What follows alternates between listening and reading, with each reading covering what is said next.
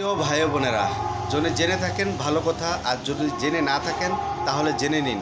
কিয়ামত পর্যন্ত এই পৃথিবীতে মানুষের অলক্ষ্যে যারা বেঁচে থাকবেন।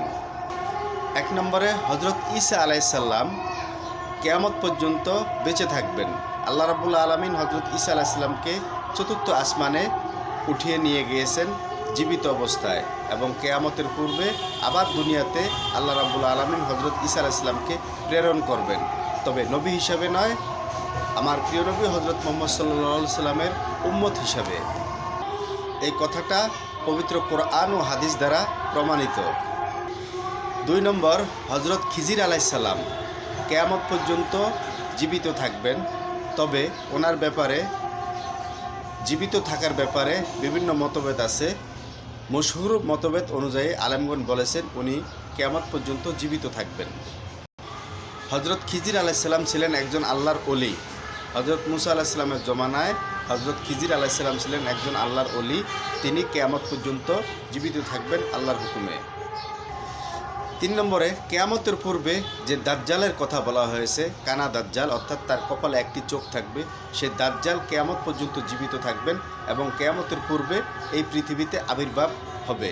এটা সহিহ হাদিস দ্বারা প্রমাণিত। আল্লাহ রাব্বুল আলামিন আমাদেরকে দাজ্জালের ফিতনা থেকে হেফাজত করুন। 4 নম্বরে ইয়াজুজ মাজুজ যারা আবদ্ধ এবং জীবিত আছেন। এই ইয়াজুজ মাজুজ হজরত আদম আলাইহিস সালাম অর্থাৎ মানব জাতির বংশধর। তারা খুবই ভয়ঙ্কর এবং খুবই হিংসাত্মক জাতের মানুষ এবং খুবই লম্বা। তাদেরকে আল্লাহ রাব্বুল আলামিন দুনিয়ার কোনো এক স্থানে আবদ্ধ করে রেখেছেন, যা মানুষ আমাদের সাধারণ মানুষের চোখে পড়ে না বা পড়বে না কিয়ামতের আগ পর্যন্ত। তারা কিয়ামতের পূর্বে দুনিয়াতে আসবেন এবং কিয়ামতের পূর্বে দুনিয়াতে আসার পর আল্লাহ রাব্বুল আলামিন তাদেরকে আবার ধ্বংস করে দেবেন। 5 নম্বরে ফেরেশতারা দুনিয়া জীবিত আছেন মানুষের অলক্ষ্যে। আল্লাহ রাব্বুল আলামিন ফেরেশতাদেরকে নূরের তৈরি করেছেন, নূর দ্বারা তৈরি করেছেন, এবং এই ফেরেশতাদের দ্বারাই পৃথিবীর সকল মানুষের, দুনিয়ার সমস্ত প্রাণীর যত কিছুর প্রয়োজন আল্লাহ তাআলা এগুলি ফেরেশতার মাধ্যমে আঞ্জাম দেন।